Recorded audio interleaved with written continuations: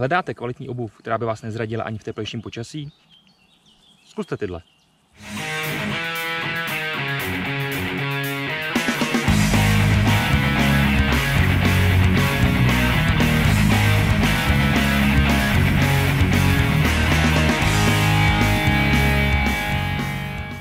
Ahoj, mám pro vás další produktový video. Dneska si povím něco o těch botách. Určitě se mnou souhlasíte, že boty jsou to hlavní, co při treku potřebujete.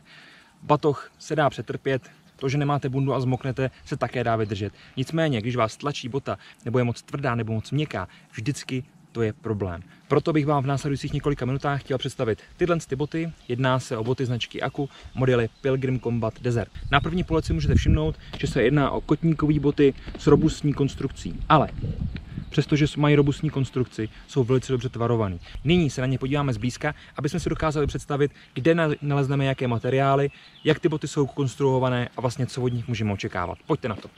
Před sebou můžete vidět detail na boty Pilgrim Combat. Jedná se o verzi Desert, tedy o verzi bez Gore-Texu. Ten Gore-Tex by v tomto případě nedělal žádnou dobrotu, jelikož se jedná právě o boty, které slouží spíše do teplejších podmínek, kde neočekáváme žádný velký déšť nebo že bychom se brodili po kotníky ve vodě. Boty jsou klasicky kotníkové, jedná se o pánskou verzi.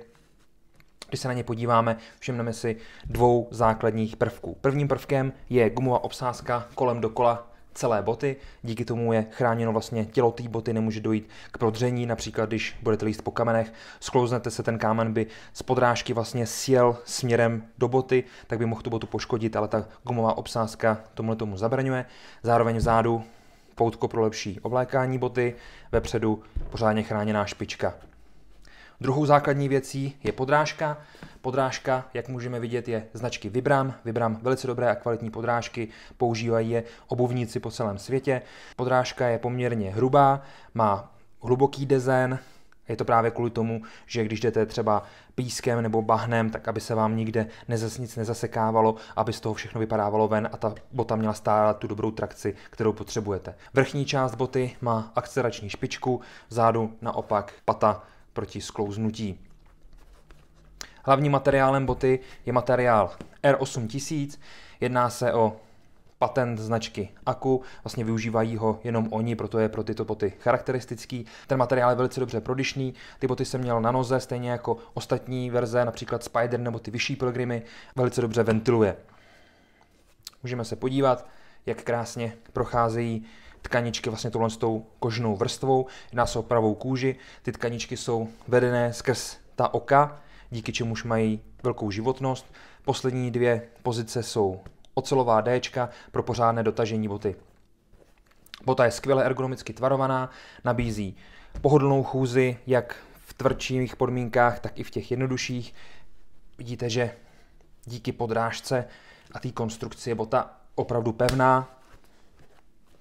Hodí se do terénu, hodí se například na misi, pokud by někdo chtěl kvalitní boty, hodí se zkrátka pro více účelů. Vsadím se, že vás boty zaujaly stejně jako mě. Jedná se o velice dobrou a kvalitní obuv od evropského výrobce, což samo o sobě nese známku kvality, teda aspoň podle mě a určitě i podle vás. Právě díky zvolenému materiálu R8000, který má tu produčnost, o které jsem vám vyprávěl, konstrukci, podrážce, ale i celému tomu designu boty si myslím, že tyhle boty jsou skvělou volbou na letní trek. Pro dnešek jsou to všechny informace, které jsem vám tento botám chtěl říct.